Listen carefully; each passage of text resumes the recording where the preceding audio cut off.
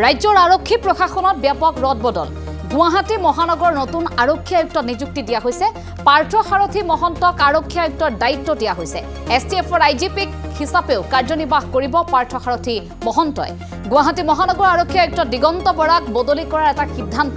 দিগন্ত বৰাক এছবিৰ IGP পদলৈ বদলি কৰা হৈছে লাচিত বৰফুকন পুলিচ একাডেমীৰ সঞ্চালকৰো দায়িত্ব দিয়া হৈছে বৰাক আইন শৃংখলা শাখাৰ আইজিপি প্ৰশান্ত কুমাৰ ভূঞাক বদলি দিয়া হৈছে আইজিপি পদলৈ বদলি দিয়া হৈছে প্ৰশান্ত কুমাৰ ভূঞাক আইজিপি অখিলেশ কুমাৰ আইন শৃংখলা বিভাগৰ দায়িত্ব দিয়া হৈছে আইজিপি অখিলেশ কুমাৰক আইন শৃংখলা বিভাগৰ দায়িত্ব অৰ্পণ কৰা হৈছে আমি আকৌ এবাৰ উল্লেখ কৰিছো ৰাজ্যৰ আৰক্ষী প্ৰশাসনত ব্যাপক ৰদ বদলৰ এটা খবৰ এই মুহূৰ্তত আমাৰ হাতত আহি পৰিছে ৰাজ্যৰ আৰক্ষী প্ৰশাসনত ব্যাপক ৰদ বদল পাৰ্থ সাৰথী মহন্তক আৰক্ষী আয়ুক্তৰ দায়িত্ব দিয়া হৈছে এছটিএফৰ আইজিপি হিচাপেও কাৰ্যনিৰ্বাহ কৰিব পাৰ্থ সাৰথী মহন্তই গুৱাহাটী মহানগৰ আৰক্ষী আয়ুক্ত দিগন্ত বৰাকো দায়িত্ব দিয়া হৈছে আইজিপি পদলৈ বদলি কৰা হৈছে প্ৰশান্ত কুমাৰ ভূঞাক শেহতীয়া খবৰ আইজিপি অখিলেশ কুমাৰক আইন শৃংখলা বিভাগৰ দায়িত্ব অৰ্পণ কৰা হৈছে এয়া হৈছে শেহতীয়া খবৰ ৰাজ্যৰ আৰক্ষী প্ৰশাসনৰ ব্যাপক ৰদ বদল গুৱাহাটী মহানগৰ নতুন আৰক্ষী আয়ুক্ত নিযুক্তি দিয়া হৈছে পাৰ্থ সাৰথী মহন্তক দায়িত্ব দিয়া হৈছে গুৱাহাটী আৰক্ষী আয়ুক্তৰ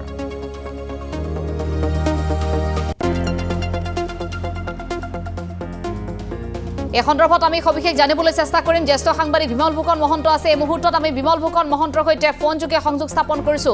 বিমল ফুকন মহন্ত মই আপোনাৰ কাষলৈ আহিছো ৰাজ্যৰ আৰক্ষী প্ৰশাসনত ব্যাপক ৰদ বদল মই এই সন্দৰ্ভত সবিশেষ আপোনাৰ জৰিয়তে জানিব বিচাৰিছো কেঞ্জেলা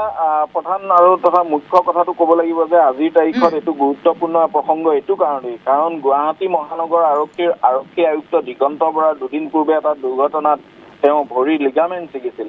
সেই একেটা সময়তে দেখা পোৱা গৈছে আজিৰ তাৰিখত গুৱাহাটীত যুটীয়া আৰক্ষী আয়ুক্ত যিগৰাকী আছিল সেইগৰাকীও ইতিমধ্যে ডেপুটেশ্যনত তেওঁ দিল্লীলৈ গুচি গ'ল গতিকে আৰক্ষী আয়ুক্ত আৰু যুটীয়া আৰক্ষী আয়ুক্ত দুয়োগৰাকী যিহেতু বৰ্তমান দুয়োটা পদবীত থকা দুয়োজন জ্যেষ্ঠ বিষয়াই যিহেতু কৰ্তব্য সমাপন কৰিব পৰা অৱস্থাত নাই সেয়েহে তাৎক্ষণিকভাৱে গৃহ বিভাগৰ তৰফৰ পৰা আৰক্ষী আয়ুক্তগৰাকীক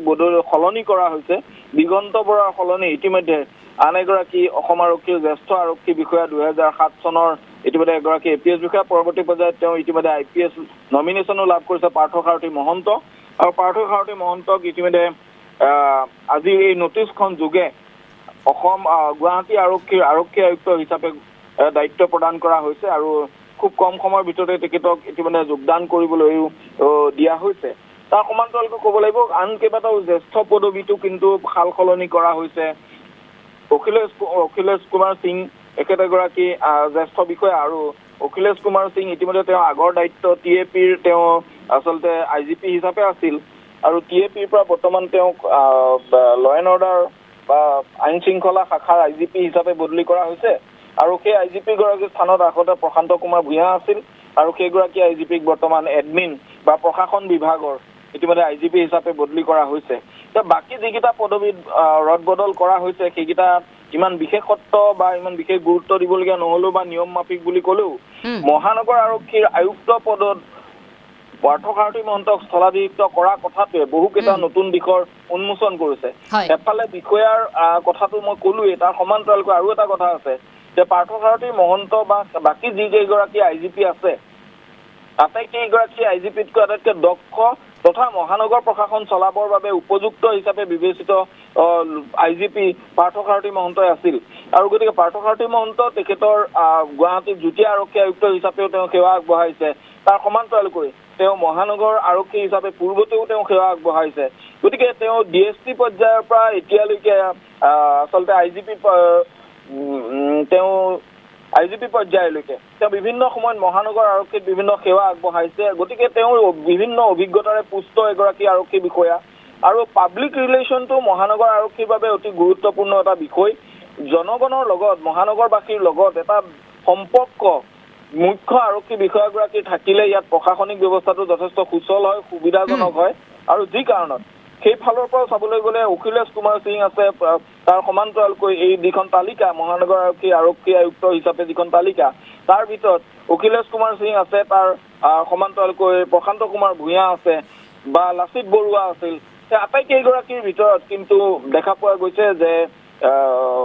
পাৰ্থসাৰথী মহন্তই যোগ্য বিবেচিত হয় আৰু সেইকাৰণে বোধ হয় গৃহ বিভাগৰ তৰফৰ পৰা তেখেতক আৰক্ষী আয়ুক্ত হিচাপে দায়িত্ব দিয়া হৈছে নতুন বছৰত নতুন ধৰণে মহানগৰ আৰক্ষী পৰিচালিত কৰা এটা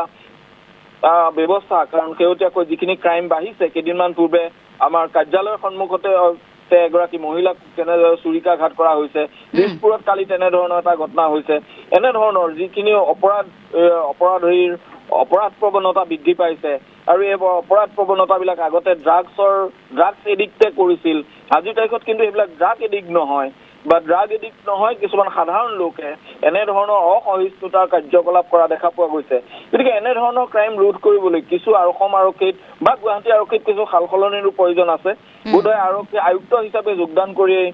পাৰ্থসাৰথী মহন্তদেৱে নিশ্চয় এইখিনিও কৰিব বুলি আশা কৰা হৈছে কিন্তু মূল কথাটো হ'ল যে নতুন আৰক্ষী আয়ুক্ত হিচাপে দায়িত্ব লোৱাৰ পিছত গুৱাহাটী কেনেধৰণে আগবঢ়াই তেখেতে লৈ যায় সেইটো কিন্তু লক্ষণীয় হ'ব নিশ্চয়কৈ লক্ষণীয় হ'ব আমি এই মুহূৰ্তত আপোনাক ধন্যবাদ জনাইছোঁ সবিশেষ তথ্যখিনি জনোৱাৰ বাবে ৰাজ্যৰ আৰক্ষীৰ এনেধৰণে ব্যাপক ৰদ বদল হৈছে